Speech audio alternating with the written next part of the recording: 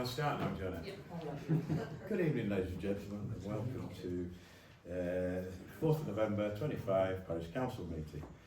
As always, we're filmed, audio-visual recording, and please can I remind everybody to switch their phones on to silent or off, please, for the duration of the meeting.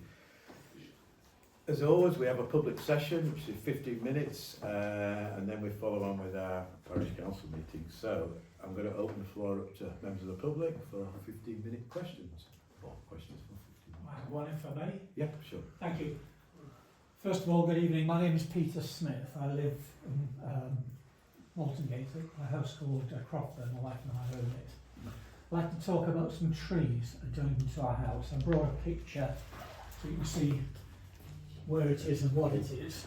I've got the same pictures now. I think I know. You know where it is, so Yeah. you can see it. Is this is on the footpath, isn't it? Yeah, that's the view from Malton Gate, and the two trees I'm concerned about are the ones about 10 yards from the kissing And gate. is that where the apple tree is there? Yeah. The apple Yeah. trees to the left, that's a separate issue. Yeah. We might mention that as well. I think that's Sure. due to be trimmed. It is. Yeah, Sure. so Yeah. that's on schedule. Mhm. So I'm going to hang on to that if it helps. Basically, there's two trees. Does anyone else like to look at it? May as well see what we're talking about. It's, you know, the little alleyway, the snicket that goes from. Yes. There's two trees in there, and basically there's several issues with them. It's a blackthorn and a hazel tree, nothing special. The hazel particularly is shedding leaves. If you walk down that path now, it's like a skating rink. Yeah. Daylight's been removed from my properties. It's more or less 10 foot from my window, kitchen window. But more importantly, from my point of view, is if we let them carry on going, it'll eventually threaten my property's wall and the house to the north, which is in Brookfield Gardens. Their property, because the roots might cause ground shifting and what have you. So if possible, I'd like to get them cut down and not of any. For someone who doesn't know that particular area particularly well, is it on Parish Council land or are they private trees in private gardens? Well, It's this not is on Parish Council land. Right. it is right. It is not on Parish Council Right. land. Okay. Okay, well, I'm not sure who owns that snicket. I think Peter has more information on Hello, I'm Peter Lockwood. I live in the village. I'm a voluntary ranger with the National Park. Right. And I've been down that alleyway recently and reported it to Yeah. the National Park already. Okay, I've good. had a response from Oh, thank you, Peter. from the senior ranger, Mhm. and I said, well, I mean, one of my tasks as a voluntary ranger is to go around and Thank you. cut back overhanging vegetation, Right, checking styles, that kind of stuff, and reporting back. smashing. And I've reported this back already, but principally, I must admit, for the much thicker stuff a little further up Yes, than you're reporting. if you look at further up towards Roxby Road, Yeah, you can see probably in the. Can I see that picture? Yeah, if you look to the top, yeah. you can see how there's Absolutely, a yeah. hedge No, which is I've coming over. I've photographed it, Good. measured it. Yeah. It's already less than the minimum, even for a crossfield path, at 1.5 metres. And the height is, I mean, you have to kind of duck and weave. Yeah, a bit. I mean, it's, So she's agreed that it needs doing. right. I said I could do it, Mhm. but would I need permission and whose permission? Right. And that will be their job. Okay. I said, well, where do I put the cuttings? Mhm. You can't just lose them because Yeah. it's a narrow snicket. Yeah. So the plan would be for one of the maintenance rangers to come along and maybe even mechanically cut it back because it's quite a heavy job. Yeah. And once that has been done, then it will be comparatively easy to maintain, Good. depending on how much was cut back. So the agreement is there in principle for Great. the job to be examined. Right. When that will happen is another matter, and there's no timescale that I've been given. Okay. Can I make a point here as well? Because I've actually reported it to National Parks, probably at the end of August, and I never got a reply from them. But there's another point to be had. Somebody has recently planted a row of holly trees along that, and to me, if anyone plants holly against a public footpath, it's saying, we want to prickle you. Yeah. So, Yeah. Yeah, Let me those just- young He's ones, looking at- I don't know who has planted those. They're the ones underneath the ones that you're Yes, talking nearer to about, the Peter. kissing gate. Yeah. The fence was put up, and shortly after, those hollies were put in. The land to the north of the Snickle is owned by a lady called Gillian Foster, who owns Brookfield Garden Properties. Right. I've spoken to her. She's very happy to have those trees cut down. Knowing all the complication of this, I'm quite happy to pay for it and get it done. I'm not interested in terms of the actual hedge trimming, and I don't want any ownership, but if it's simpler to get, I've got some people that do my trees, they said they could cut it down. The 2 trees I'm concerned about, no problem at all, which is what I'm happy to do. But before I did anything, obviously just sharing it with yourselves is what I'm after. Now, I've been looking at national parks, and any tree with over a certain diameter has to go through a check to see if it's a valuable tree. Well, I don't think a blackthorn and a hazel is going to cause a lot of trouble, but you've got to go through the process. That requires a form to be filled in and 6 weeks for them to look at it and say yay or nay. I'm quite happy to fill the form and get it sorted. As I say, the people to the north very happy with the process, like me. The sooner the trees, the threat of the trees are removed from our properties, the better. Currently, those 2 trees I'm looking at don't impinge on the footpath because their foliage is quite high, but indirectly, snowstorm of leaves this time of year is a right pain. And I don't know if you walk down where it's been raining, past the Snicklegate, you know, at the moment I'm blowing them off for people, but I can't do it every day, and you know, it's not my job anyway. I might be doing something wrong in terms of law if I'm clearing paths, I don't know, but you know, that's the way I like to go. So my proposal is, if you're happy, I'm quite happy to make an application to National Parks and get approval for the tree to be removed. The guy you want to speak to is Nathan McWhinney, who does all the tree bits. I'll give you his Oh, thank you. information. I was going to say, He's I've a been great- he's a given great Hillary guy, Saunders, yeah. but No, he's a good guy. He I'll does make a all- note of that, to get my pencil right in the back of that. I'll tell this bit off for him. Oh, okay. I'll take a picture if you want to keep that. Yeah. Just take a snap. Yeah, It's just take a easiest, snap isn't of it? that. So that's, Mr. Chairman, is that removing the trees, Peter, or trimming them? I would say remove, because you know the roots are going to get bigger and bigger. If you, Certainly. at the moment, when you look at them, there's the hazel is a bunch of thin Of stems, course, that's hazel for you. but gradually they're going to get wider, and they're going to be impinging on the Yes. footpath even more. What about removing, do you know, did that same lady plant the holly and I don't know. All I can hawthorn? tell you is that when those bungalows were built, the wooden fence that went up there was immediately followed by a sudden presence overnight, virtually, of the holly bushes. Well, it's Yeah. likely then, isn't I think it? it's highly So, likely. Is she agreeable for those to be I've not uprooted? touched that at all. I'm only interested in the trees. I thought that the actual, Okay, the thoroughfare is nothing to do with myself. okay. You know, I don't want to get any form of ownership for that, Okay. but I do No, want no, to no, get rid of understood. the threat. So yeah, he's a guy. Yeah, thank you. I can take a snap of that. Thank you very much for bringing that to the attention of the council. Thank you. So, are you happy if I go through that process Yeah, and sure. get it showed? Everybody So- happy about that? Yep. And I'll just get my contractor Thank in you. again. I can't speak for National Park, although No. I'm voluntary Sure. ranger. Yeah. And I can't, you know, if it's independence of the public right of way, then I can't see that they would have any No. objections. I If hope that's the case, if the tree man says, go ahead.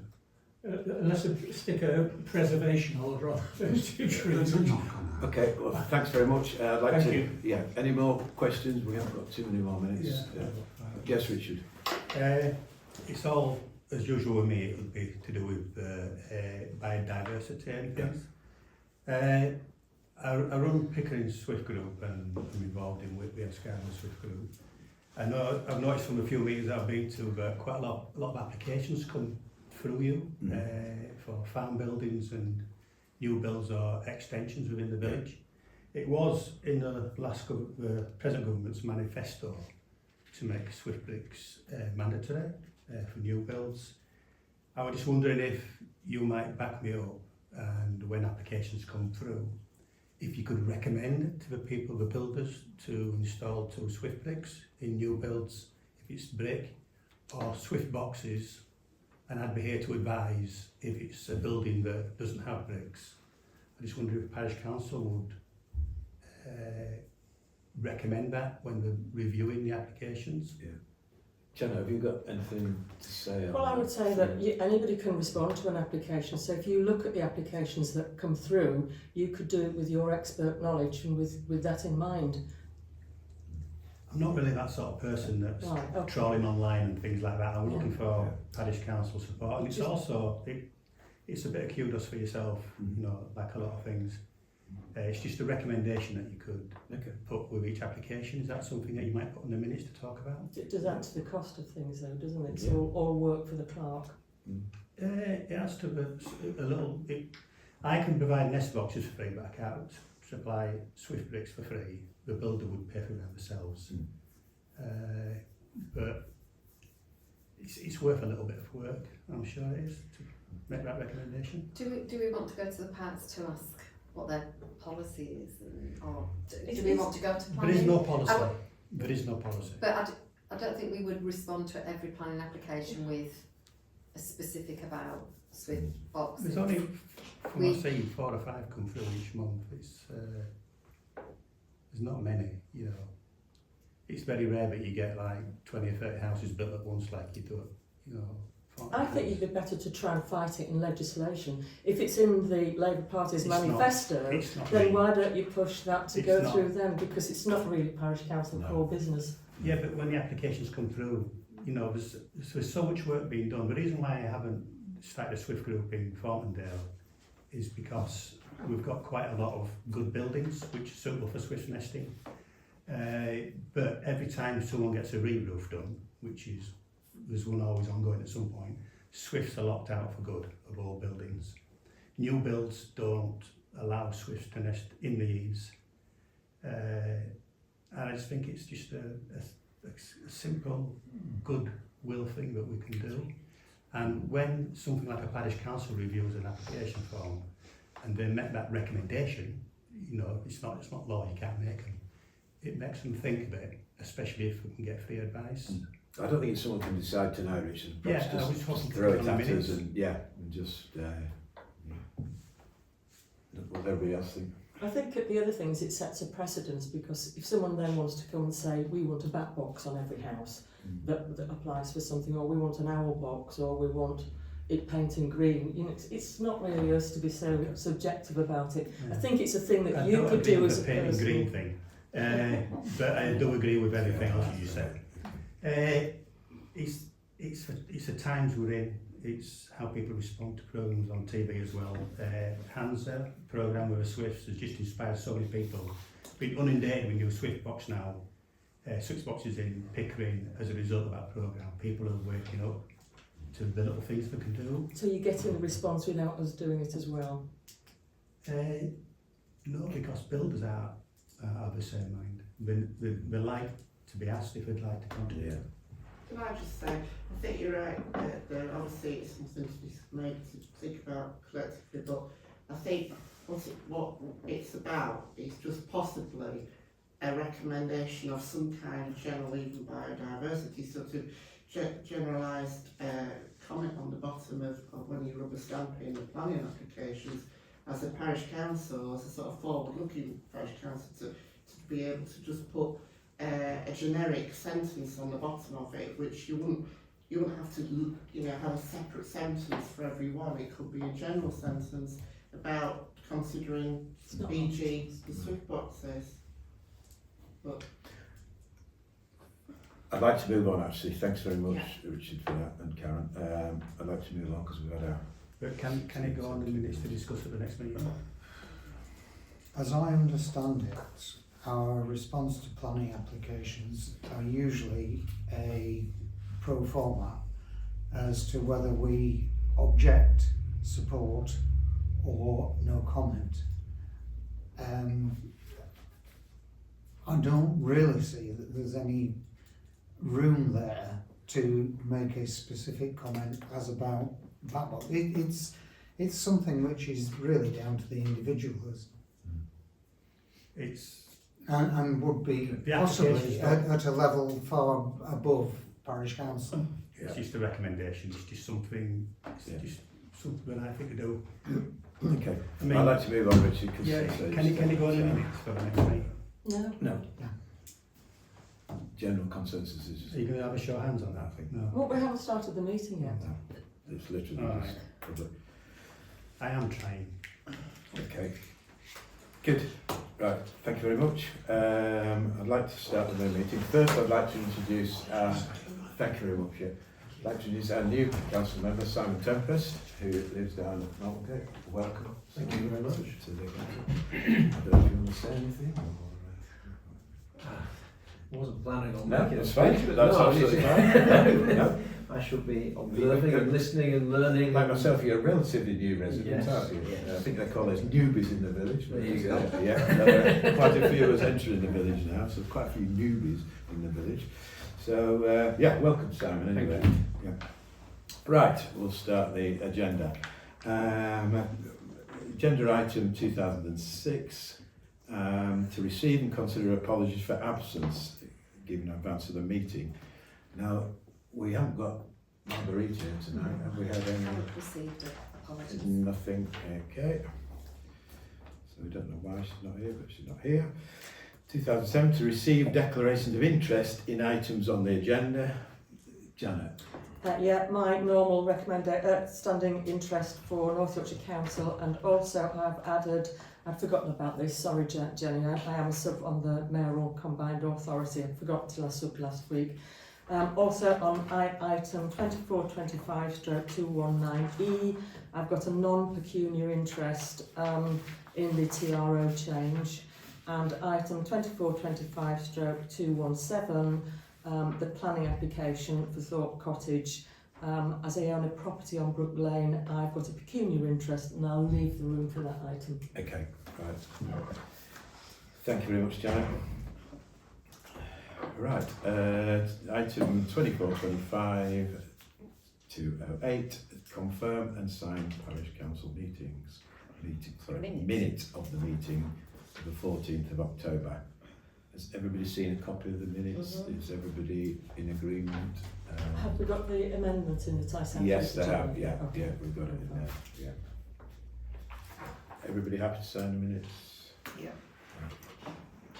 Yeah. All in favour? Yeah.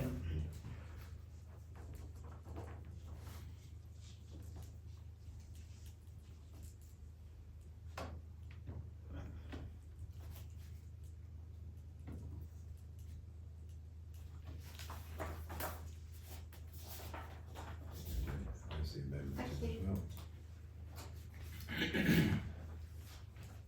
Right, 2425/209, to receive and consider a change of the staffing committee and to review the staffing panel.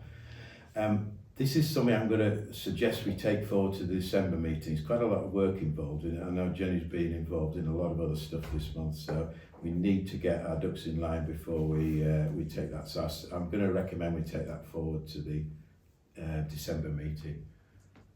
Can I make a point of order on that? Yeah. Please? I totally respect that your decision is the final one, Chairman, so I respect that. We've deferred it to the next meeting, but I just want to identify that there is a gap here that needs to be stopped, even if it's on just a temporary basis. So, and I think that we probably need to put in a temporary stop before that December meeting, or whenever you decide to bring it back. When I first read that agenda item, I thought, yeah, this is really quite an important omission from the policies that we've got. And I foolishly presumed it was at the top of the agenda item because it was kind of quite important, especially given the history of complaints and requests for freedom of information. So I did think, you know, to move business forward, that needed to be looked at. My concern here is that the clerk has a set number of hours within a contract, so this might also impact on the decision we're going to make on finance when we come to it further down the meeting.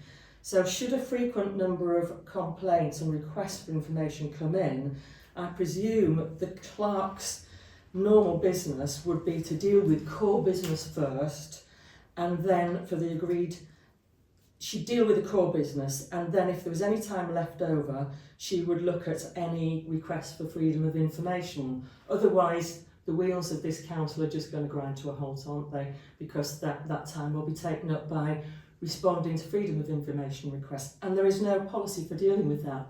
There is, however, a policy for dealing with complaints, and what that recommends is that if a complaint comes in, it goes to the next meeting of council if that next meeting of council is within 21 days.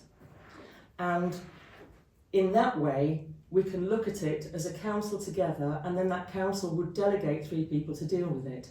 Now, we can't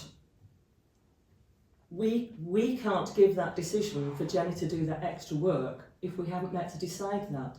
So if she needs to go overtime, how would she do that and respond within the 28 days required for the 28 freedom of information time point?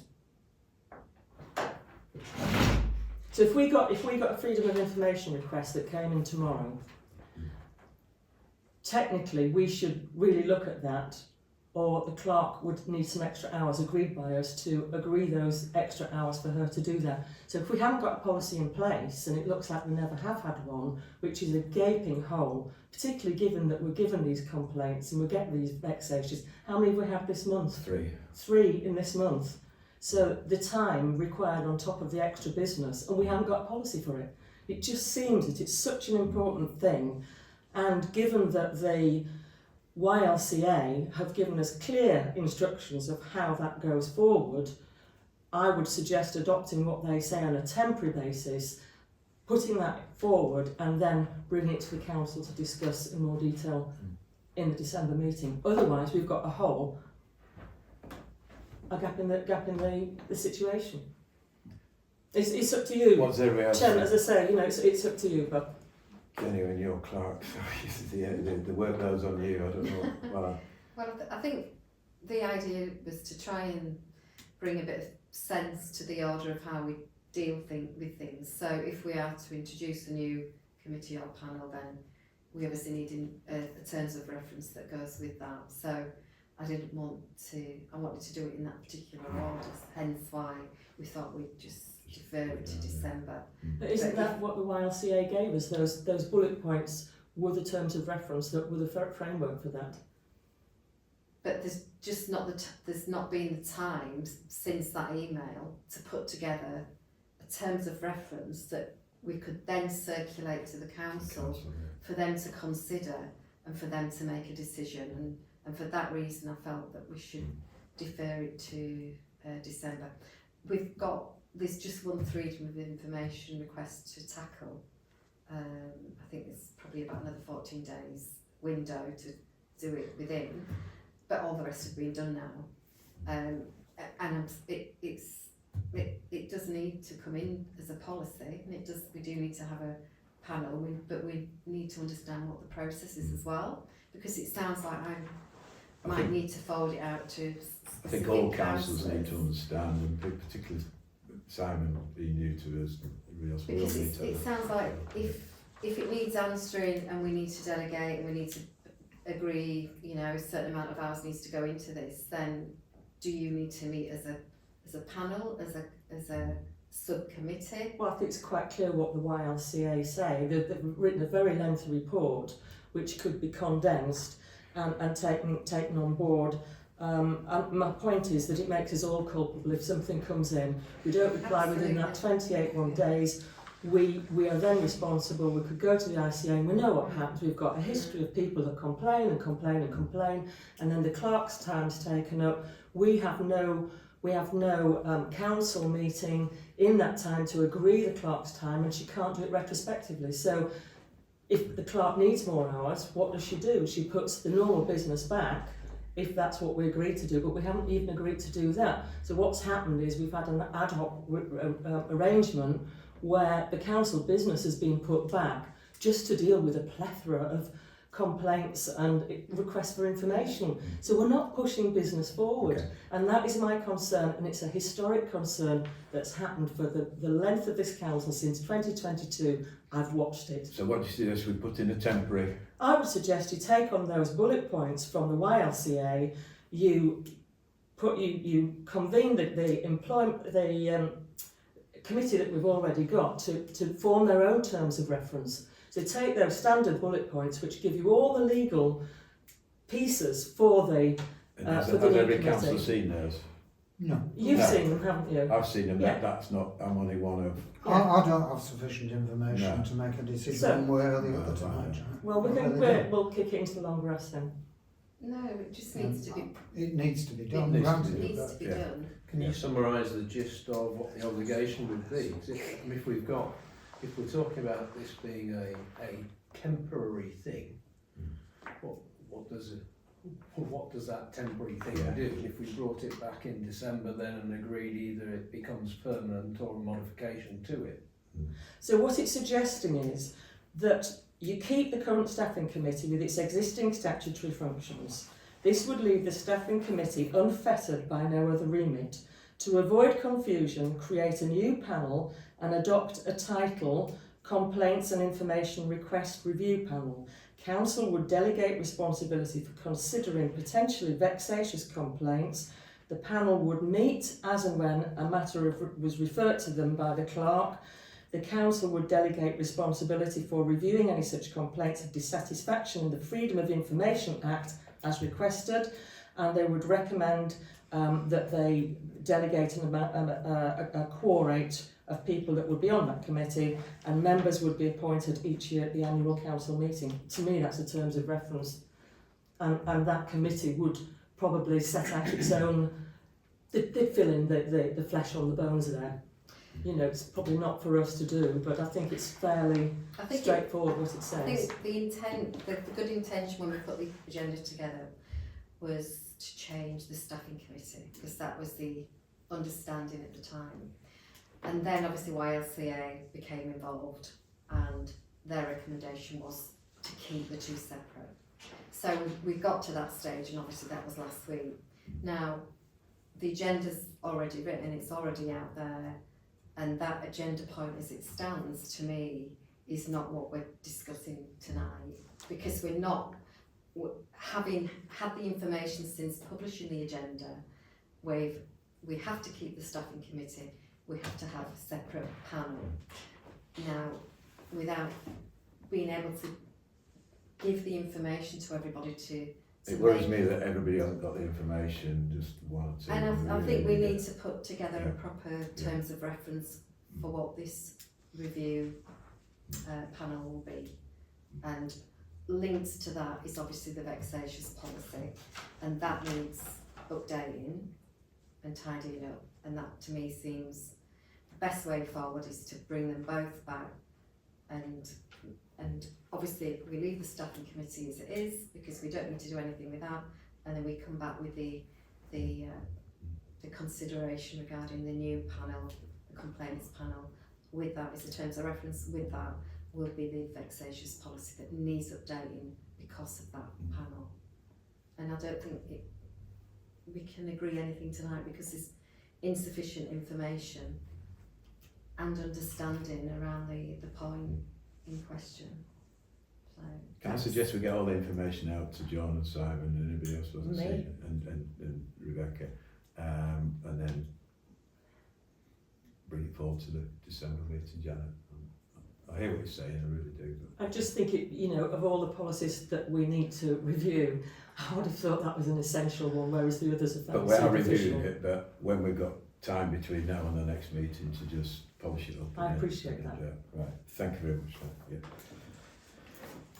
Good. Everybody happy with that? And the rest of everybody's happy? You happy with Yeah. that, John? Yep. So the agreement is to bring it back Yeah, to. to the next meeting.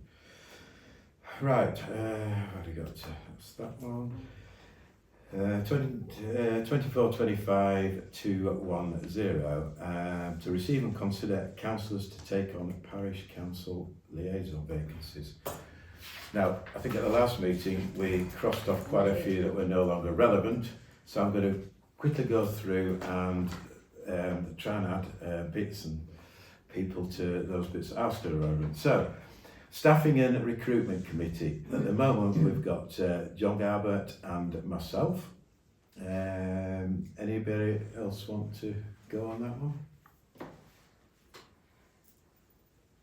Well, I'll go on it if nobody will go Okay. on. So So- we could do with a third, Yep. So just that's in case we Rebecca. fall out.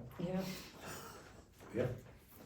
Okay, Finance Committee. At the moment we've got myself as chair, we've got John Garbett and Rebecca, and I'm quite hoping that Simon, you've got quite a background in finance, so it'd be quite nice to have you on there. So can I come off, please? So Rebecca, would you like to come off? Yeah. So that leaves us with myself, John and Simon on the Finance Committee. Okay. The next one down the list is allotments liaison, which is Rebecca and myself. I'm quite happy to stop on there. Yeah, I'm quite happy with the allotments. Okay. Anybody else wish to get involved with vegetable growing or anything like that? No? Right. Okay. Well, I think 2 is all right on there, isn't it? 2. Yeah. Yep. Okay. Okay. Let's do that one. Cemetery Working Group. It's Rebecca, myself, and John. You live up there, don't you, Rebecca? In the cemetery. You know all the people. I don't. So you want to stop on? Yeah, well, I Yeah. know more people than Yeah. in the village. An alley behind it, so yeah, if everybody's happy, Simon, Janet, do you want to get involved in the cemetery? If you need me on either the cemetery or the Yeah. allotments, I'm happy to stand in as an Okay. extra. So we've got, we'll keep 3 of us on there. Just shout, Simon, if you want to join in. Forest and Dale Joint Forum, which is myself and Rebecca. Is it just you and I on this council? It looks like it, Can yeah. I just say about the Forest and Dale Forum? No. Well, I don't chair it, so I kind of am on it anyway. Yeah.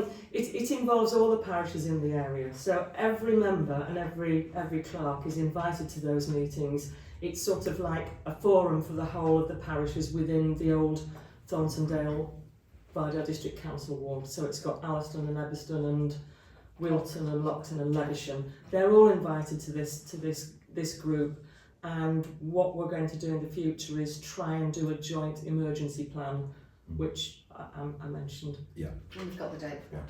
Yeah, we've got the date, which I was going to mention at the end of the meeting, just to push it a bit. Next one down, thanks Dan. Next one down the list is YLC. I think Jenny, you're going to be on that, aren't you? So, which is relevant. I'll let them know. Yeah. Hill Memorial Trust, Institute Trustees. Now, we're all on there, Simon, for yourself, unless you decide not to be on there. So if you're a parish councillor, you're automatically enrolled, if you like. But if you choose not to be, obviously it's up to you. So that includes all of us. Hill Memorial Institute Management Committee, that's just John. Are you happy, John, to Yeah, I'm fine. remain on that? Thank you very much. Southern Area Forum. What? Who's this? Sorry, what was this? Southern Area Forum, that's the North Yorkshire National Parks. Yeah. Yeah. So Again, we can all go to that. It's not just for one person. If we all want to go to it, we can Yeah. go. Okay. So this is with Peter. Yeah. This Peter is Lockwood. Parks. This Peter. Am I allowed to speak? Yes. Yeah, of course you can. Yeah, All speak. right. I've come along specifically tonight because I was asked if I would like to represent the parish council Yeah. on that parish forum, and I said I would, both as a resident and knowing something about the parish through my voluntary rangering. So I would be happy to be the nominee. and we'd be delighted And to then report Absolutely. back. Yeah, Thank you come with you. a great deal of knowledge and you've been very helpful to us. Yeah.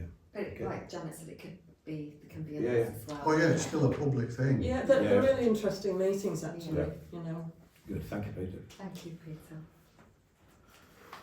Right, Manthorpe Children's Play Park. Now, it was Claire Balderson. Claire's no longer on the council anymore, so we are looking for someone to be on the Manthorpe Children's Play Park as a liaison person. I don't mind doing that. Okay. As children's in my portfolio for Yeah, county, it yeah. makes sense. Yeah. Good. Arms Houses Committee. Again, Claire was on that, so she's no longer on that, not being a council anymore. So, Rebecca. I think I've been nominated, Yeah, haven't I've I? already Yeah. got your name down. Okay. Good. How many is that? The residents requested you specifically. I Yeah. know, didn't I? No, I heard. Provided you still provide the soup. Yeah. Village Hall Committee and meetings. Simon, you know a bit about the changes, don't you, to the Village Hall?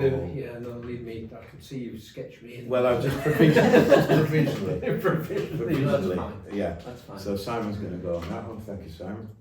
Is that as a liaison or As a trustee. as a trustee? Or did we?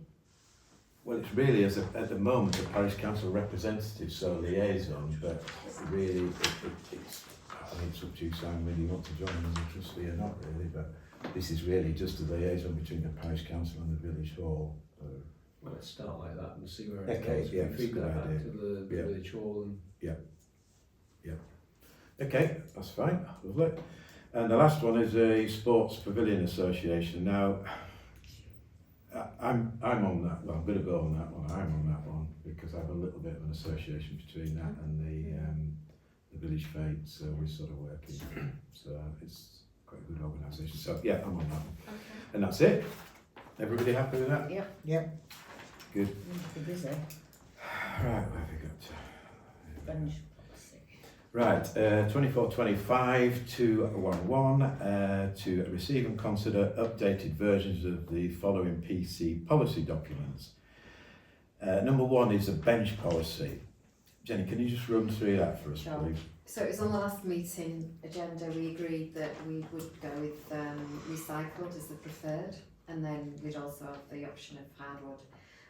What we didn't really agree was if we were to bring in a maintenance fee for the recycled like we do have for the hardwood. So before I publish the document, it's all been updated, is whether or not you want to agree a recommendation of say £50 for the management of the lifetime of the bench, which in theory is 10 years, the recycled, and whereas the hardwood's £150. So that's the idea. If you don't want a maintenance fee in there, that's fine. It's just before I publish it, that's all. I think it'd be handy to have a maintenance fee because they're going to have to be washed at certain points, And aren't they, and checked and everything Yeah, else. So And I then think, they're polished. I mean, I would like to propose that we have a £50 maintenance fee So that's over the 10 years. on the recycle bench over Yeah. 10 years. Just Anybody? need Yeah, to- I'll second that. Just is to that agree. enough? Yeah. Is that enough?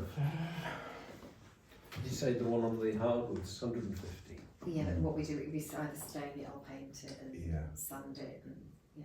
so it's a little bit of a difference. In theory, Yeah. recycled shouldn't require anything apart from a wash and a Just a place where you get plenty of bums on it and then it Yeah. doesn't get a chance to put algae on, doesn't it? When you say recycled, what are they made of? Well, they're made of plastics basically. Oh, I see. to national parks. Right, You know, it's okay. been agreed by national parks, we can Got you. include plastic recycled Yeah. stuff in our bench policy, softwood and hardwood and recycled, so, yeah. Yeah, everybody happy with that? I'm happy, I'll vote for that. Yeah. Yeah. All in favour? Okay. Number two, council code of conduct. Everybody should have had a policy of the latest council or updated council code of conduct. Everybody in agreement? Any comments?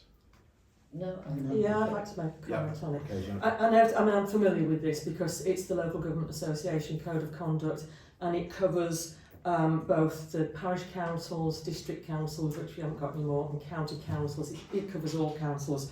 My only question with this is, you know, recently I've had quite an exchange with the YLCA over this vexatious policy and things, and what they have said is the vexatious policy shouldn't have been uploaded to the website as it is. It should have been adapted to the need. Now we look at this policy and it covers the districts and the counties. So in light of that recent communication that I've had with YLCA, where they've suggested policies are adapted to need, why have we got all the other stuff that doesn't relate to parish council in it? Because there's a member of public looking at that, wanting to know, well, has this councillor broken the code of conduct? Well, they have to sift through all this thing about districts and then counties and stuff like that. And so I just thought, reading it, why haven't we adapted it? Surely we could just take out. And then I thought, well, it could be that there's a legal reason for doing that, and you might need to get in touch with YLCA to find out, or you might already know, Jenny, if there's any legal reason why we can't separate it. I just thought it would make it more open and transparent and relevant to the public if we just adapted it to the needs of a parish council and not that overreaching body. I think in theory it has been, that it's been through that process to have been adapted to parish council. So why does it include the districts and all the others, and then at the end it will say, but this doesn't apply to parishes? So the person reads through all that document, 2 paragraphs, and then it will say districts not applicable to parishes.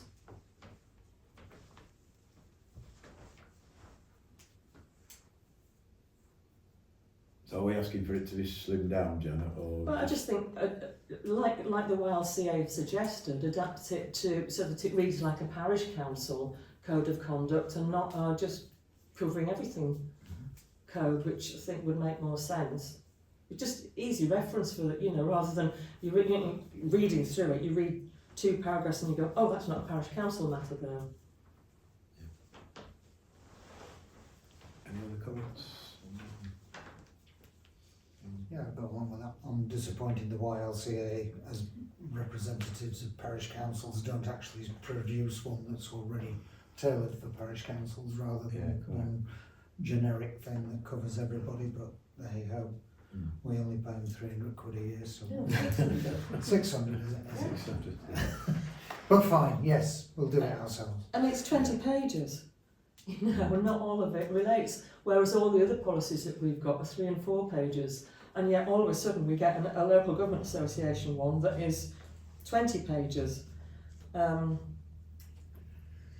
Well, I mean, there's a lot of appendices attached, isn't there? I mean, you've got nearly half of it is appendices.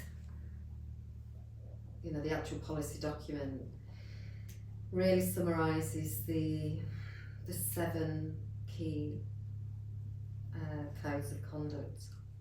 So The Nolan principles. yeah,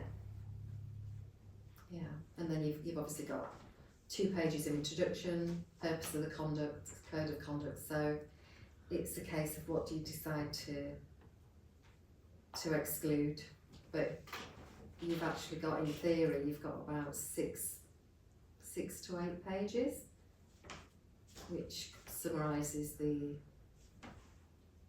7 key principles, and then the rest is, you know, references, appendices. So whether you think, well, should we take the appendices out of the document? No, I'm just happy with the 20 pages as long as it's all relevant to a parish council. But when part of it isn't relative to the parish council, then I think it should be removed if we're legally able to do that. Okay. But that might need a little bit of few questions to be asked. I think it will. Can, I mean, there is a much bigger document on the YLCA, which is the guidance around this. Yeah. That's probably about 50 pages. Yeah. So this would be seen as a slimmed down version, but can we, depends whether you can slim it down any further. I can certainly ask the question. can we agree to bring it back to the Do you want next to bring it back to meeting? December? Yeah, I'd like to propose that we adopt it as it stands for the moment and put it on Jenny's list of things to do to reduce the size of it over time and bring it back to the council for reapproval. Yeah, I'm happy with Yeah, it. okay. Seems like a good way And forward. then at least we've got an approved code of conduct in place should any of us fall From my perspective, I got it circulated prior to coming to my first meeting. It's a very useful document. Either just have a quick breeze through and understand what your roles and responsibilities are, code of conduct coming from it. So I didn't take it in the way that you just described. I took it as well, you're stepping into this wonderful democratic organisation that reaches from top to bottom, and this is the code of conduct that applies. You propose? I've proposed that we adopt it as it stands for the moment, with a proviso to reduce the size of it over time, as Jenny's time allows, if possible and legally practical. I'll second that. All in favour? Yep, okay. Thank you, John. Number 3 on there is the training policy, which everybody should have a copy, fairly straightforward. Any comments on that? No. I'm happy to propose. So I'd like, you're going to propose it, I'll Rebecca? propose it. Yeah, I'll second that one. Everybody in favour? Yeah. The vexatious policy we're going to bring back to December along with the staffing committee review. Everybody happy about that? Yeah. Okay. Good. 24-25 212 to receive and consider new PC policy documents, and that is the IT policy, which again everybody should have a copy of the IT policy. Any comments on that?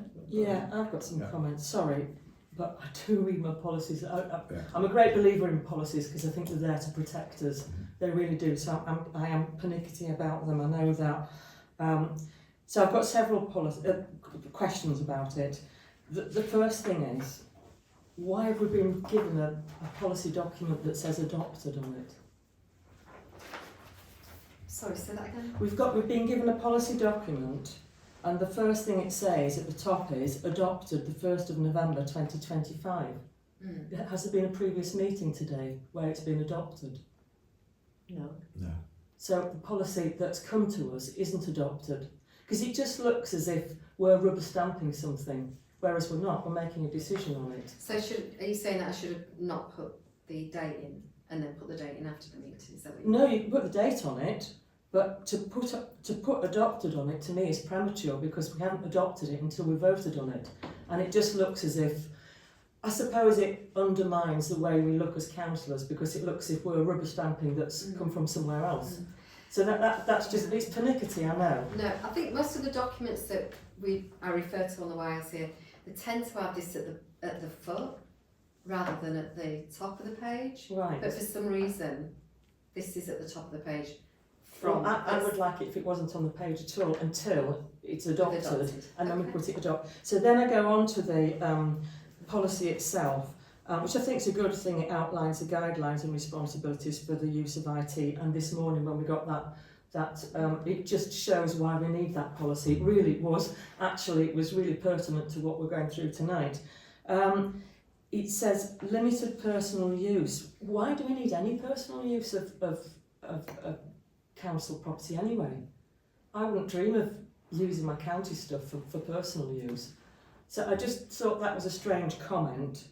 And then the other thing was round the parish council's network and internet connection. So what is meant by the internet connection? We don't have an internet connection for the parish council, do we? I'm looking at number 6 network, and so this is point 6, network and internet usage. So it says Thornton and Dale Parish Council's network and internet connections should be used responsibly and efficiently for official purposes. Well, the question I'm asking is, what is the council's network and internet connection? Where do we have an internet connection? I would assume that is when we go somewhere and you take your iPad and click on. But we don't have an internet connection. No, but when I go somewhere else, to somebody else's house, or I've been away last weekend and I went on the Wi-Fi down there. But it says Thornton and Dale Parish Council's network. That's Joe Bloggs' network that you're just piggybacking on. We don't have a network. Yeah, and that's why I wondered why that was in here. Maybe we just need to reword it, because point 6 is network and internet usage, so whether we need to... If we don't have a network, do we need that in it? Because it just looks as if we haven't adapted it to need. We probably just need to remove the network and internet connections, but leave the rest in. Yeah, I'm happy with the rest of it. Mm. And then moving on to 7, email communications. About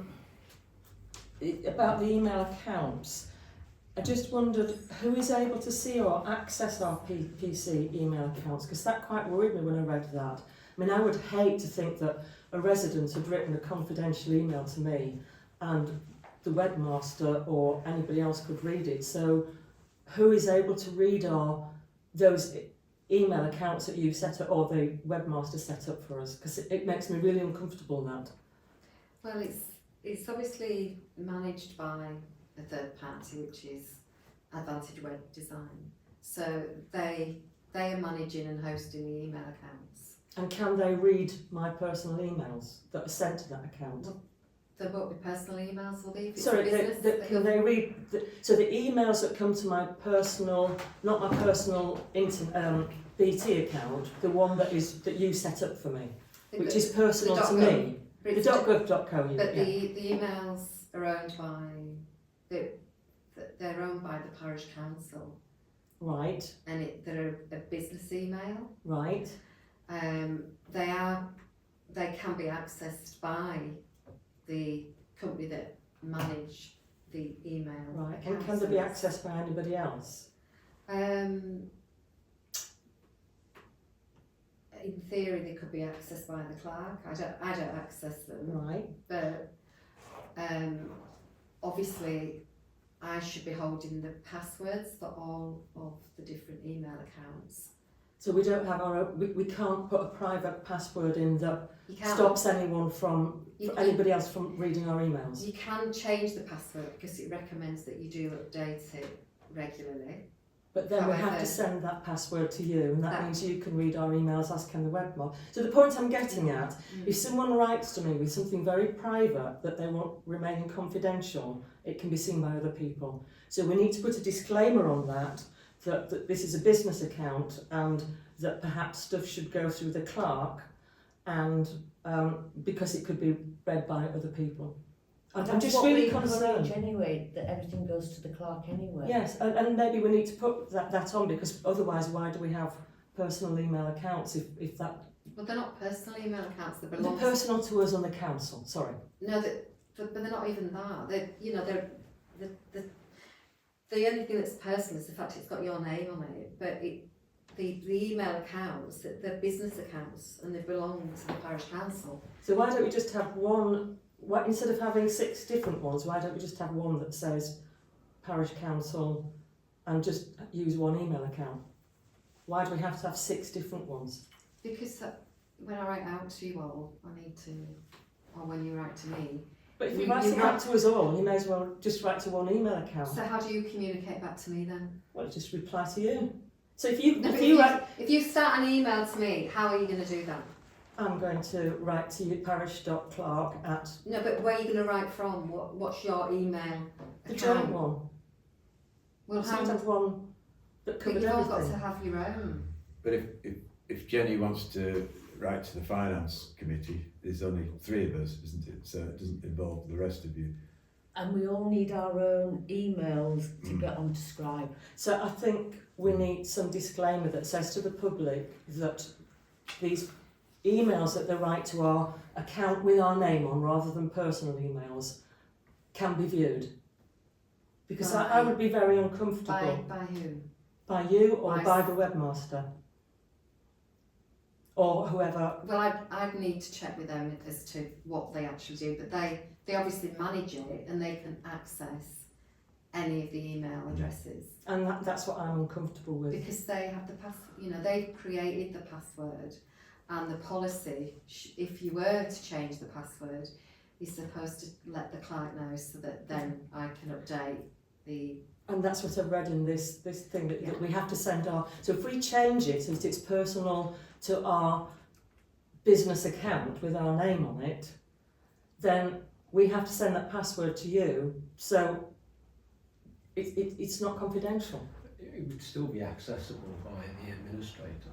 So what you've got here is a classic business thing. So for example, if I was found to be falling foul of the code of conduct and been legitimately doing some council business but was removed as a result of that, you would want to rightly be able to access any emails that I've been writing and any liaison and history that I've been having with, for example, the village hall.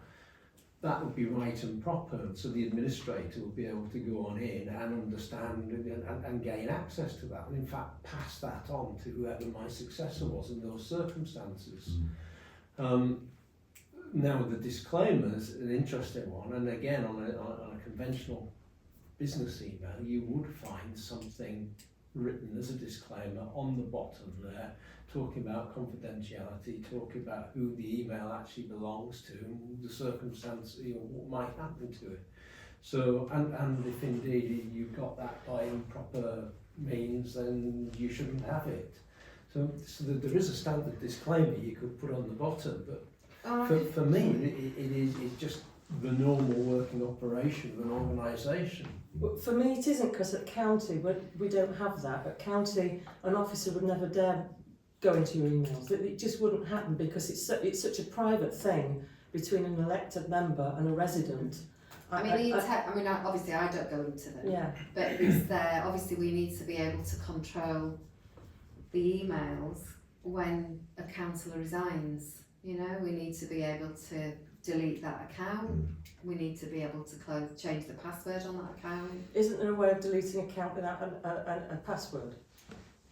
We've got to go through the administrator, haven't we? I go to the web, the company that host it for us and manage the emails. I just want it noting that I'm really uncomfortable with that. I think what I can do is I can go back to Phil at Advantage Web and just explain the situation. Like Simon said, we can certainly come up with some sort of disclaimer that automatically appears on the emails that we send or receive, and then, I mean, it does. There is in effect a disclaimer here. Because if you look at 10, it says Thornton Parish Council reserve the right to monitor email communications, and that's the part that I'm uncomfortable with. It's just a personal thing for me, and I know it's happened to other councillors in other places that I've gone to, and we're all looking at this, having the .gov.uk thing. So maybe nobody else is bothered with anyone's future email, but I personally am. I think if a member of the public emails a parish councillor, there should be an acceptance that you are actually emailing the council rather than an individual, because we do act as a corporate body. And the disclaimer there, which you just quoted, sort of covers that. But that's not on the website, so maybe where you put our faces and our pictures and our private emails, we need to put that disclaimer. Well, this will be on the website, so this policy goes on the website once we approve it. But if somebody looks at our email addresses, they don't necessarily look at the policy in conjunction with that. So it needs to, that sentence or that disclaimer needs to be where it can be seen against the email addresses.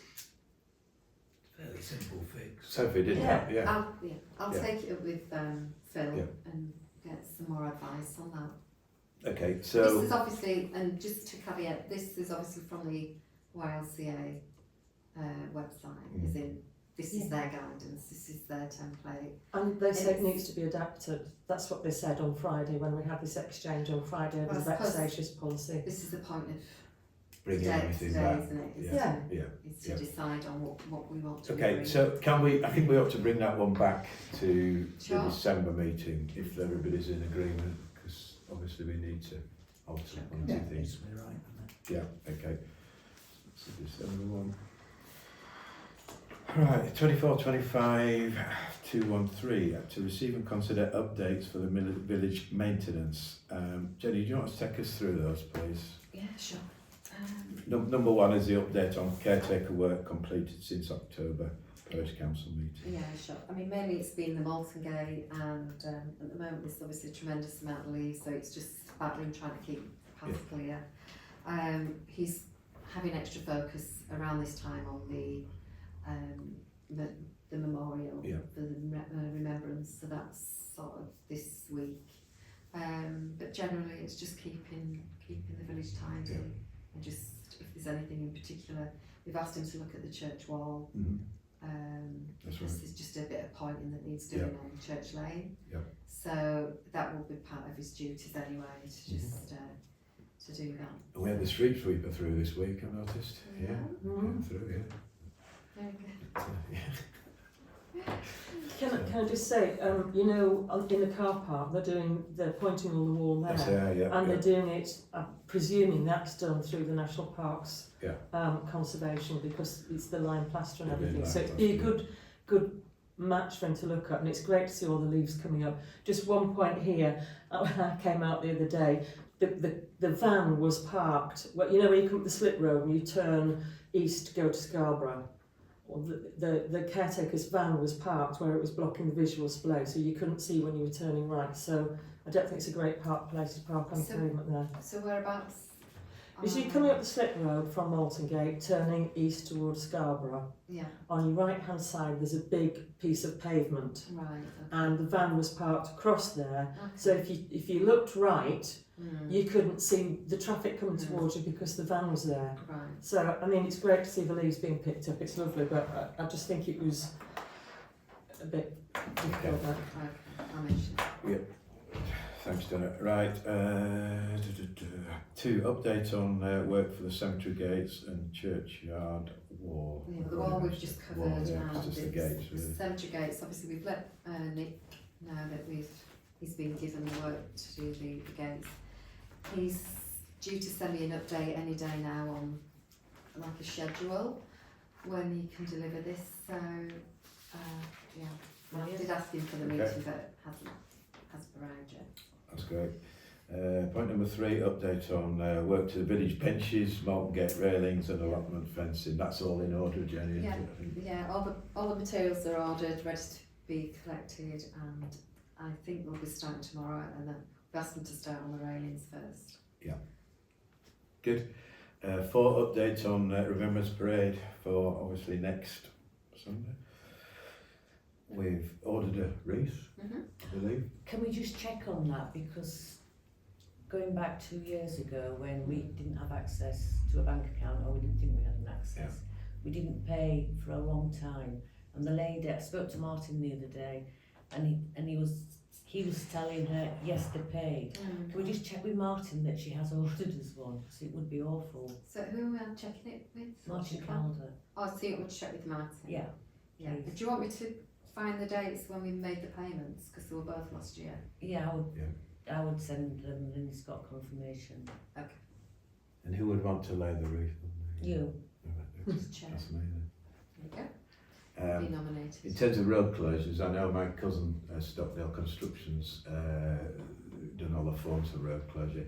I'm going to pick up some signs, 2 signs for either side of the road here for road closure on Friday, and 6 police cones as well, which he keeps in stock for in front of here. And I'll put them out late Saturday night. They might get removed. If they do, there's nothing I can do about it. So hopefully they'll still be in place on Sunday morning to avoid what happened 2 years ago where the car, Last year. last year was it, where the car stuck in the way and to pull it out. So yeah. So leave that to me, I'll sort that out. Yeah. Good. Where are we? 24, 25, 214 to receive and agree updates on asset register and the parish council insurance policy cover renewal. As we all know, we've got obviously insured. We're on our second of a 3-year agreement with the insurance company, so we haven't increased any assets, have we, to my knowledge? No. So it is as it is, really. Yeah. No, it's just to minute it and Just to say minute that it, we've reviewed it. So Yeah. okay.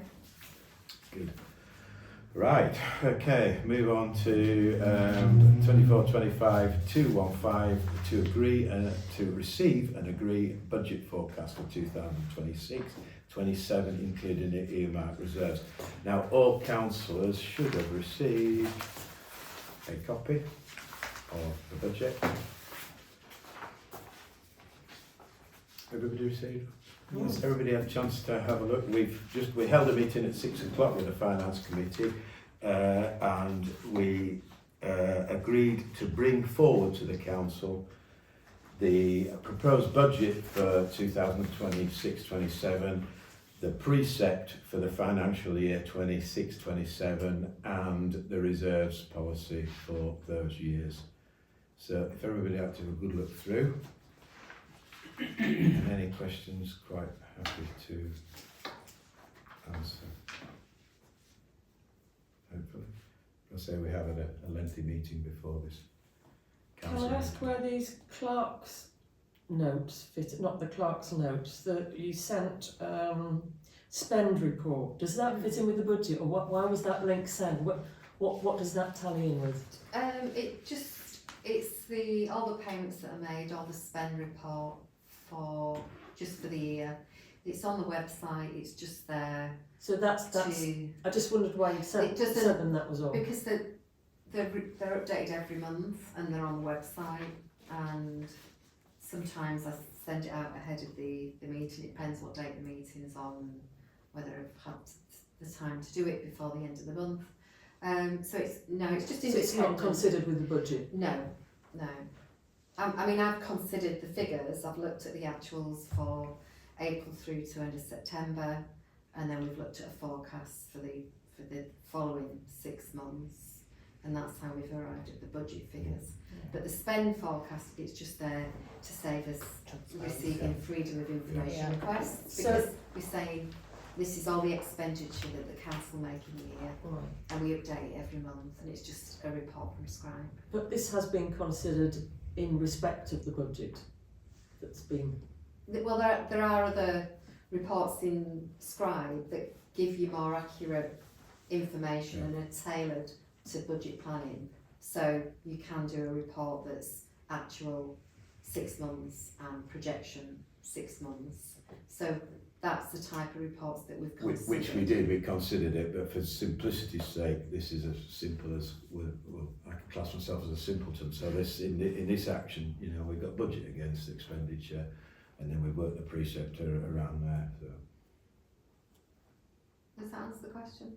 Yeah, I just wondered why it doesn't matter.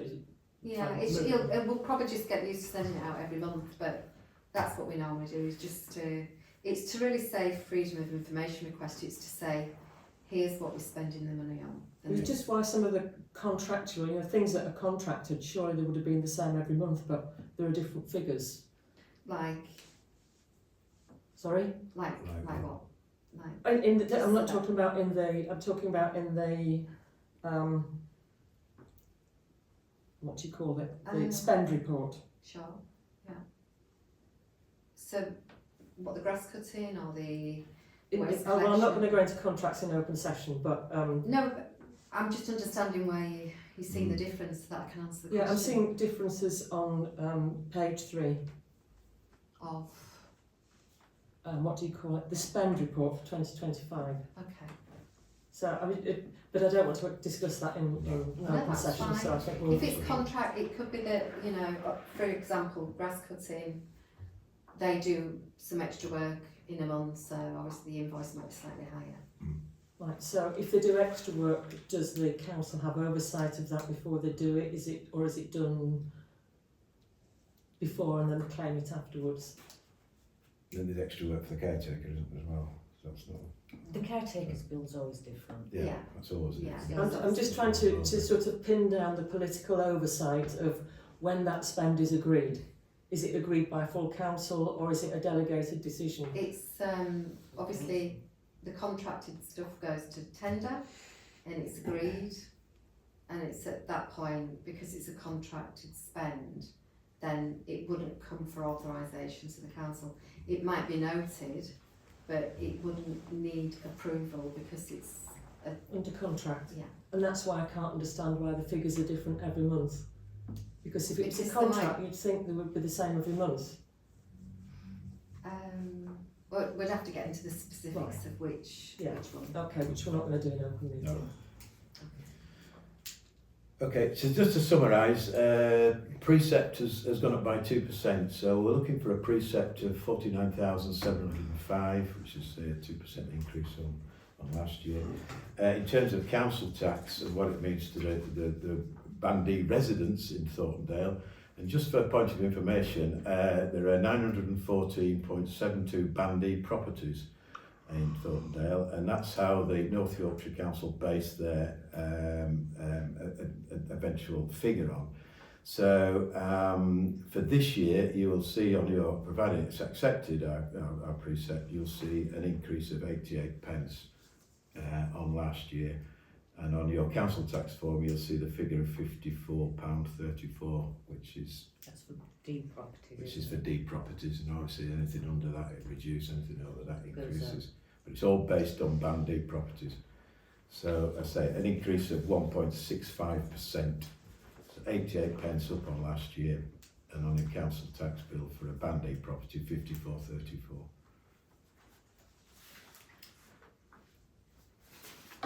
Okay with that? Yeah, I'd like to propose that we accept that budget. Any seconders? I'll second it. Everybody in favour? Okay. I've been through the precept as well, so I'd like to propose that we accept the precept. We haven't done the earmarked reserves. Yeah, I've got round to that one yet. Yeah, okay, we'll do that one first. Yeah. Earmarked reserves. Stopped at 32,000, it was 32,000 last year, we've kept it at 32,000. We've altered one or two things around, so earmarked reserves is professional legal fees at 6,000, parish council election costs at 14,000, asset management at 10,000 and cemetery costs at 2,000. We've juggled the figures around a little bit. We've taken, I think we've taken something like £10,000 from the legal and professional fees and added to the election costs. As we're all aware, elections can be costly, and it can be up to £14,000 for one particular election if a councillor resigns. So we've increased that, so and taken it off the legal and professional fees. Everything else will stop the same. So earmarked reserves at 32,000. Well, I'll propose that we, I'll second that. Everybody in agreement? yeah, Carried. now you can go back to Stuart. Now we'll go back to the precept. So I've explained the precept anyway. Don't need to explain it anymore. I'd like to propose we carry the precept forward. Yeah. £49,705. Yeah. I'll second it. Everybody in favour? Yeah. Yep. Okay.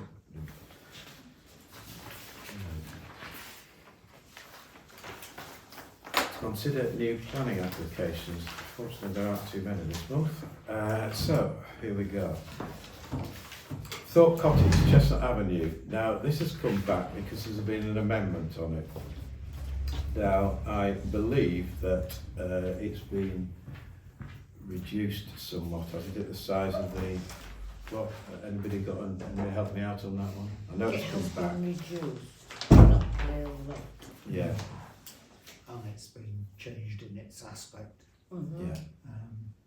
But it's, I personally find it still is intrusive to the neighbours Yeah. and an inappropriate development for that plot. Yeah, okay. I will go along with that, Rebecca. Yeah. What do you think? Simon? I'm very happy to accept your recommendation. Yeah, I haven't seen we the were- first one, so. We were concerned about it in the first place when it went through. It's obviously come back from men and we're still concerned. So if we can note that. So we're objecting. We are objecting to it at this stage. Everybody. Is that unanimous? I don't know where Janet was. No, she can't vote. She's Oh, got she to- can't, she's got yeah, out, hasn't she? yeah, Of course she is, I'll yeah. vote. Yeah, So, I'll put my yeah, hand up. I'm objecting. Yeah. So that's everybody. I'll feed that back to. Yeah. the parks. Call Janet Mackey. Janet? Oh, she's not got to the pub. Plated chips. Hi, Janet. Finished.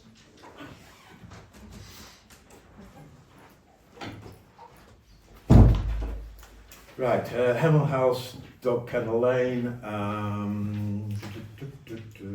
that is the removal of a silver birch tree. I know where it is, it's the bottom of bending the over as kennel, well. yeah. I don't have an issue. I don't have an issue with that one, No, mate. no, okay. Everybody happy with that? Mhm. Yep, okay. And the last one, which is not on here, is Orchard House, which came in quite late, didn't it, Jenny? It did. And again, it's a Lawson cypress tree to remove. Anybody any? No, no. Okay, good. No. That's it for those. Right, 24-25 218 to receive and consider matters raised by the Parish Council Clerk, RFO.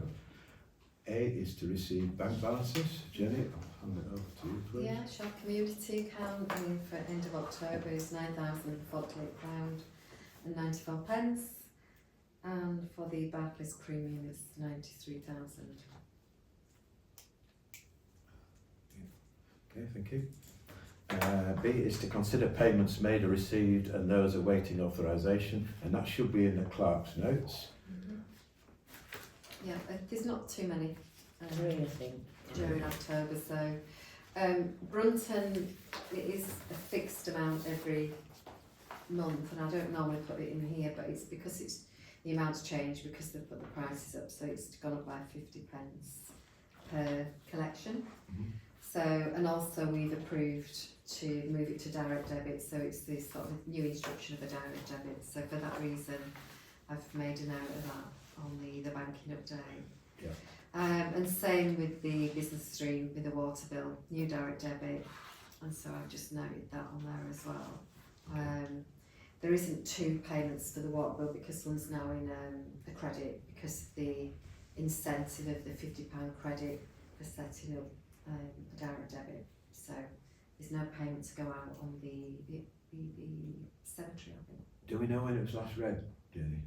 Are they estimates or are they? Probably when we last read it. Right, So because I'll probably do another reading if that's okay. Yeah, and yes, bring it back. please. Yeah, I've done one once, I know, a few months ago, but I'll do another reading for both meters, with 2 meters, Sam, and one on on the cemetery and on the allotments.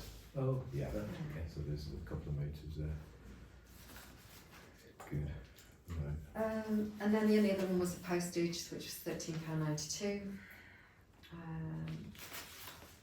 And then in terms of the credits, there was the annual parking rent received, which was £150 on for the Parish Council land.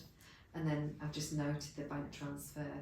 So we transferred 10,000, that was agreed at the last meeting, so that's from community into the premium account. And you're happy you've got enough in your current account to conduct business? Yeah. Right, so looking for a proposer? Yeah, I'll propose that. A seconder? No, second. Okay, thank you very much. All in favour? Thank you. C is now ongoing with Skipton Building Society. I know we've filled out a lot of the forms, haven't we, Jenny, between us, and I think it's just really up to you to take in your personal identification, etc. And I think we're going to write a letter out saying what we need to use the funds for and where they've come from and the usual. So, okay, good. Right, D, to receive and consider new scribe accounts, 3-year pricing policy. Can you take us through that, Yeah, please, sure. Jenny? We received an email from Scribe, and this is really just to help us with as budget forecast because this wouldn't come in till next May. So they're looking to increase the use on the accounts package. So it will mean, at the moment it's £348 and they're looking to increase it by an extra £96 over the year. What percentage is that, out of curiosity? Well, it's a bit. But this is they review them every 3 years. Right. So it's not every year. It's just not every year. So this, And these are for the management accounts.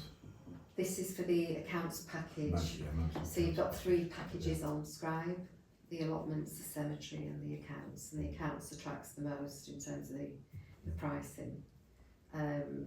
They doesn't look like they're looking to change the pricing on the other 2. And so yeah, so it's the cost warning now because obviously they know we're going to be doing our forecasting for next year. So this wouldn't apply. The invoice is normally dated about around March time, and it's from the start of May. Yeah. But that would be the fixed price for the next, For the next 3 years. Yeah. What they're saying is they haven't reviewed the prices for 3 years, and that's what it will be as of next year. So it's really just to make you aware. Do all the transactions go through Scribe? They do. Bank accounts? We keep all the receipts and payments logged in there. Well, everything, the asset register. We do everything in there, the budget planning. And then the other 2 modules the cemeteries very valuable, isn't it, Rebecca, in terms of why we need that. And the allotments, we are looking at an alternative. So, the allotments is around £144 a year. So, overall we should be paying less if we look to take the management of the allotments in-house and revert to like an Excel spreadsheet. Yeah. Well, it's a useful package, isn't it, Scribe? Absolutely. You know, you can't do without it. And if it's over 3 years, it might seem a bit of a jump now, but I would suggest we carry on with the... Yeah, it's really just to, it's correspondence that's come in, there's nothing much more we can do. It's really there just to allow us to account for it in this budget planning. Yeah. So, just to make you aware. Yeah. Yeah. So everybody else with that, any comments? So are we keeping the allotments on Scribe then? We're looking to move away from... Yeah, we're looking to go Because along. we were last year looking to move Yeah. away from Scribe, and we kind of were looking to move away from it this year, but we're not doing it. Well, what we've agreed that we're going to look at the alternatives, and between now and obviously because we've still got 6 months before. Right. So the six months before we have to Yeah. make a decision. Yeah. Okay. And I think we're looking at a very much a spreadsheet, aren't we? An Excel Yeah. spreadsheet. It's It's simple. Yeah, in principle we've sort of decided we'd like to move away, but we're just acknowledging the fact that we're now in the process of looking at the alternatives, and that we've got the time to do it. And the decision will be made within that 6 months time slot. Yeah, I mean the idea is to bring it back to council once we've explored the options. I think it'd be very much down the basic Excel spreadsheet in-house. And just make them half plot, a whole plot, and the pricing side. And the pricing, make it simple. just make it Simplify simple. everything. It's too Simplify it, complicated. Good. Is there Right. anything special about Scribe? Really? Versus Not really, For it's just allotments, a... no, but well, no, I mean, you just just more need to- generally. It's like any... Scribe's excellent for the accounts. Yeah, it's like any accounts package, like Sage, or we used to use QuickBooks, Farm any- Plan, or And the Zero, the anything training like that. and the support is excellent. Mm. You know, it really is. Mm. So it's excellent for that, and I think for the size of our council, and Yeah. it's sort of quite relevant that Yeah. we use something like Scribe, and it's instant. You know, if you want reports and things. So Yeah. but allotments there seems to be a lot of duplication, a lot of manual effort. Yeah, which is quite a simple little operation, isn't it, really? Yeah. Doesn't have to be.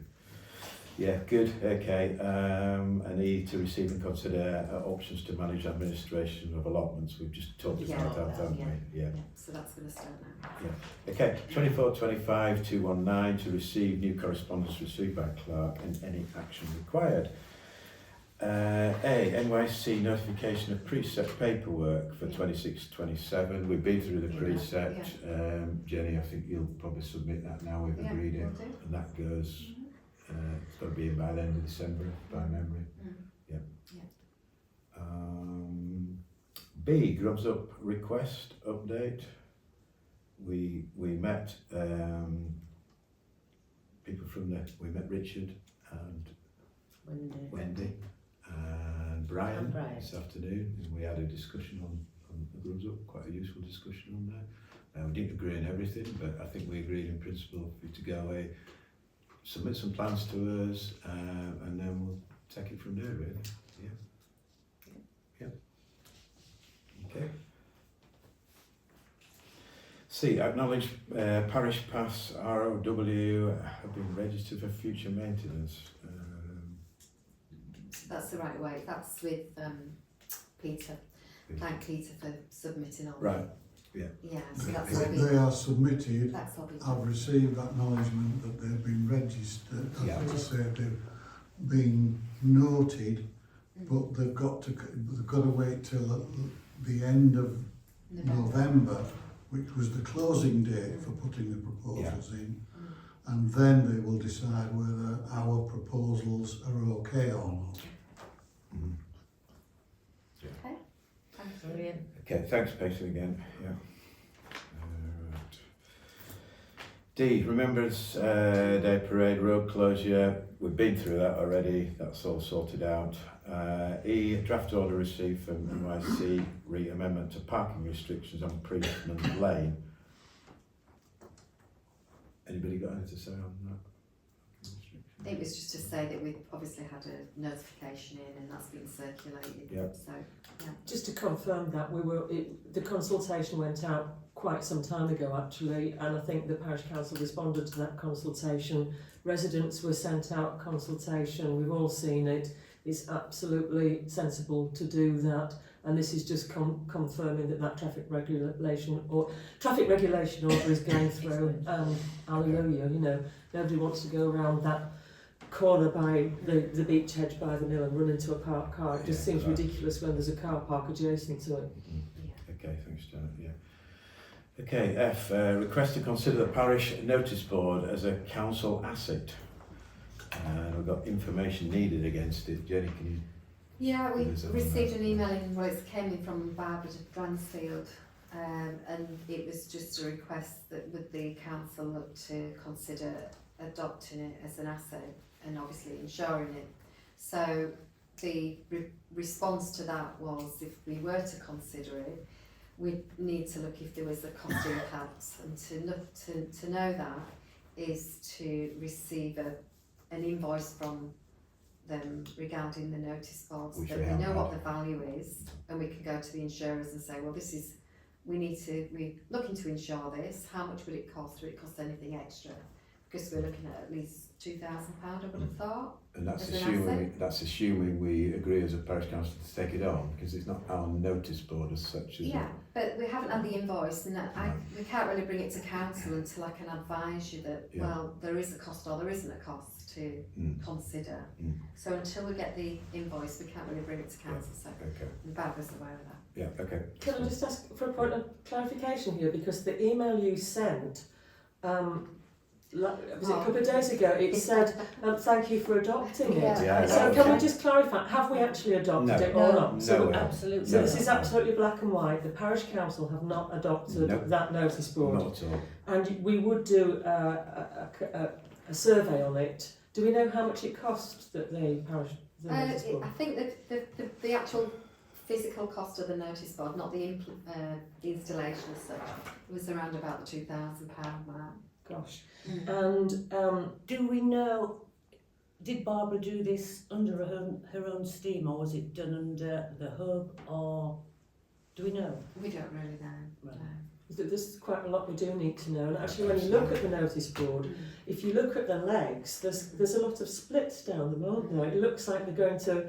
I know it'll probably be good hard wood, but I would want that survey to say, is that sound? Because we were talking to a resident the other day, and they said if the water got into those cracks and crevices, the whole thing would twist, and we don't want to be liable for actually having to pay £2,000 for a new notice board if that does Presumably happen. part of taking it on would be to maintain it as well, so it's not just the, insuring it, it's obviously maintaining the notice board as well, like you would maintain the benches. And then who puts in the notices in the notice board? Would that be the parish council, or would that be I don't know. whoever? Don't know. I think we need more It's not- information on And this. then if we took it on as an asset, would we need to have proved that there were 3 quotes for it? Because in our conditions we have to Thank you. we have to get 3 quotes. There's all sorts of things. So Yeah. perhaps we need to have quite a bit more detail. And I actually don't see why you should actually have to do all that. I think if you ask them for a report, it should be their work rather than our work. Because again, all I'm concerned about is that we keep pushing our core business back and back. And you know, I've come on this parish council to actually do some good in the village and to actually push things forward and make things look as if they're different, not just push bits of paper around. Because that's what we seem to be doing. And if you have to write a report on the notice board, then what else aren't you going to be able to do? So Yeah. I think we do need to make sure it's their report and their time, not ours. Thank you. Absolutely. Good. So more information needed. Yeah. Well, yes. G, rough sleeper request for information. Yeah, this came in and I just need to get it circulated. I'm not sure who I should send it to, but I think it's very much a questionnaire, and it's whether as councillors are you aware of any rough sleepers in the parish, and we just need to submit that back. I think they've extended the deadline, hence why I've not actually sent it round yet. I've just been a bit busy doing other things, but I do need to get it out, and I wasn't sure if I should send it to everybody or whether it's the chair or somebody else.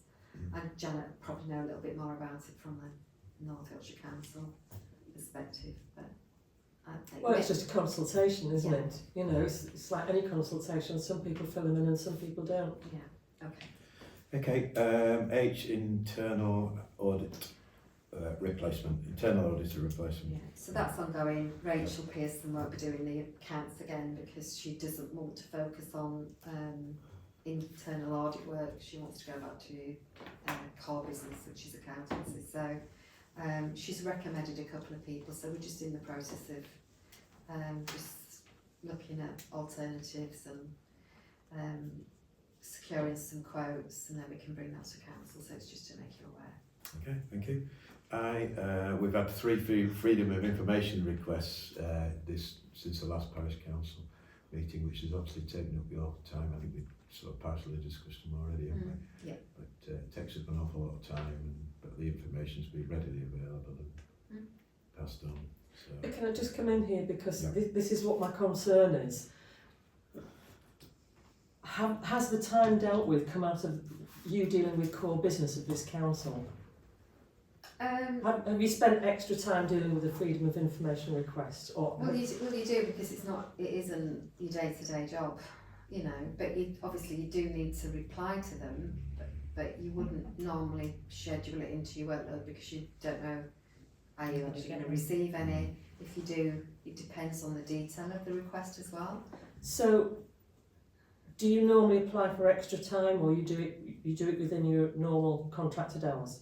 I think if it wasn't for the budget planning and the preset planning, I could have maybe scheduled it in, but because there's obviously other time critical work that was needed at this time of year, i.e. the finance committee, then obviously it does push the hours over. So these 3 freedom of information requests have incurred extra time. And when was that time agreed with the council?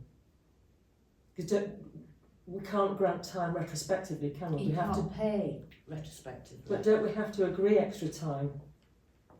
You have to authorise the overtime, but you Yeah. know, it's like we haven't got a crystal ball, so sometimes you do end up having to do extra hours because it's just the nature of the job. But it's how you want to manage that. I'm not concerned about the extra. Well, I'm concerned about the extra hours due to vexation. I'm not concerned about it due to the budget and everything. What I'm concerned about is this council not having any overview of those extra hours that are done. I would like to see us agree those extra hours before those extra hours are actually done, so that we're agreeing something before it's done, not retrospectively after. Because But where would you agree that in a council meeting? yes, It might, you know, if you get the FOIs in, you know, tomorrow, yeah, and then we're not having another meeting for 30 days. Yeah. and this I is need to get them Goes out over the within 28 28 days, days. yeah. so. If you look at the complaints procedure, Mm. it tells you at 2.2 that where you get a complaint in, that you should have an extraordinary meeting if it's going to happen within 21 days. That's our agreed policy. But it's not a complaint, is it? No, it's not a an complaint. FYI. And that's why I'm saying the vexatious policy, it's quite urgent, because if we're having to backtrack on paying extra hours that haven't been agreed, then I'm really deeply concerned about that, deeply concerned about it. But we haven't paid any extra hours. No, Well, that's good. you haven't asked And for this any. is what She I'm hasn't trying asked to... for You haven't any. asked for any, so if she hasn't So we asked haven't for done, any, and that's the point pay. I'm making, but you've just said you have had to do extra hours. Well, I have, but I haven't. But you haven't asked for them. have you? Right, okay. So there isn't an issue there. No. Yeah. Okay. Just out of interest, did any of the requests fall within the list at Appendix 1 of the vexatious policy? What's Appendix 1, Jenny? It's the one that gives the list of all the vexatious terms and conditions. I wasn't- You can see it on the vexatious policies. Yeah. It's right at the end of it. I'd have to look. I think when we get it all sorted out next week, we'll have a better idea, Janet. I hear what you're saying. But I'd really like to get this sorted yeah, well, out. we So I will think do. it's, We've brought it forward to the December meeting, so Yeah, we it's- will have a better it idea. is taking up quite a lot of time, Yeah. and I think we could, really reduce the time Yeah, involved sure. in I dealing think with we've this. agreed to take that through to December, so we will do that. Okay, Jay, VAT reclaim made for £2,079. Yeah, Good. It's not in yet, but no, it should be very, very soon. And then data breach, we still need to set up a call with Yeah, as we've far been as with we you. know. okay. Good. 2425 220 to receive matters raised by members for inclusion on future agendas and note outstanding matters for future agendas. Number one, Councillor Sanderson proposed a 2-year rolling forward plan. So the first four are really carried over from the last. Yeah, okay. I think number 1 and 2 there, it isn't really that the handover succession plan is anything to do with the caretaker, it's that rolling plan, so that if we know what's going to happen in the next 2 years and roll it forward every month, we know what to expect and we can budget for it better, and we can probably have a little bit more control over it. And anybody taking over at the next elections could have control over it and see what the future held. So that would go for handover succession plan, so that's 1 and 2 covered, isn't it?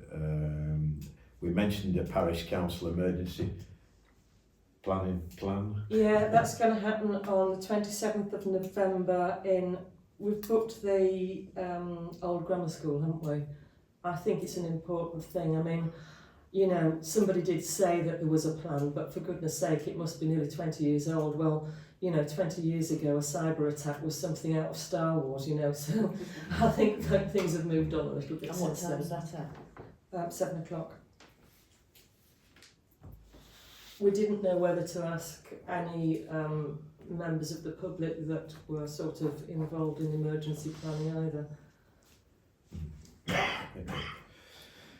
Good. We're talking about Manthorpe Playground Committee. Have we had anything back on there? No, we're still waiting to hear back from, what's she called? Carmel. Carmen, yeah. Okay. So I've done a gentle reminder, because it's very much around the community sums amount of the £2,500, and to be able to secure that for Manthorpe, we just need the project plan and 3 quotes. So she's getting on with that. I'm quite concerned about that because I've agreed to match funding and I haven't heard a thing, and I need to get that in order by December, and if we don't, then I think she was chasing it. She's got 2 quotes. She's just chasing the 3rd one. Right, okay, so that's in hand, is it? Yeah, Right. Good, thank you. And the last one is consider cancellation of the February 2026 Parish Council meeting. I'm certainly not here, I'm away all month. I know one of our other councillors is not here neither. That doesn't mean it can't continue, but that was something put on there. There's always someone skiving, isn't there? There is, unfortunately, yeah. When I saw that, I thought, why we're not cancelling the January one, because January is usually when everybody's kind of over Christmas and, you know, kind of recovery. So if we do cancel the February one, should we consider putting the January meeting further in the month so that we've got over our hangovers? Yeah. Yeah. Sure. Everybody agree with that? Do you want to go to the Suggestion? second? Yeah. Do you want to go to the second Tuesday of the month? What date's that? It'll feel like Oh. I can't do You second won't, mate. Tuesdays, but Wow. to Janet's point though, if we were going to cancel that one in February, it might be better moving it to, because bear in mind, it's not a great deal going to happen through until that first week in January. It might be better moving it to the 20th. Oh, January. Right, of yeah, that's what I was January, and thinking. then Yeah. it covers Yeah. both months. Yeah. Yeah.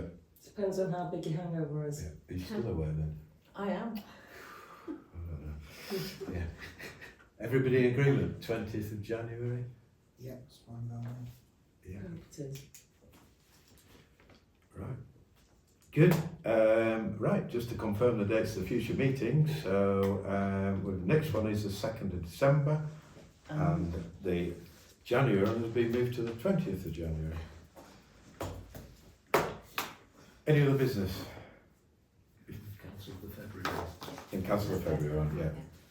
If not, I'd like to declare the meeting closed. hang on. Hang on. Can Oh, we- no, no. Any other business? And you did? Okay, I'll keep No, on. yeah, go on. I can't remember what I was going to say. That letter, thank you. Is that to Jenny. bring on to the next Can meeting? we bring that on next to the meeting, next agenda? Can I ask what it is? I only got it yesterday.